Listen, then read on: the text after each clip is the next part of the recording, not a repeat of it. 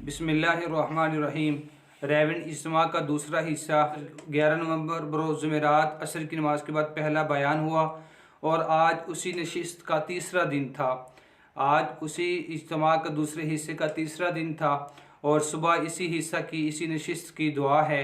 और लेकिन आज एक अफसोसनाक हादसा हुआ, अफसोसनाक ख़बर मिली कि वहाँ पर रैविंड इज्तिमा में एक सिलेंडर फटने की वजह से 10 अफराद ज़ख्मी हो गए। अल्लाह रब्बुल आलमीन से दुआ है कि अल्लाह ताला उन्हें मुकम्मल शिफायाबी अता फ़रमाए, सेहत वाली ज़िंदगी अता फ़रमाए और अल्लाह रब्बुल आलमीन उन तमाम इदारों को जो वहाँ पर उनकी मदद कर रहे, अल्लाह ताला उनको उनके मकासद में कामयाब फरमाए। ज़ाहिर है कि किसी इंसान से कोई गलती हो गई, उस गलती की वजह से दूसरे भी उस गलती की लपेट में आ गए।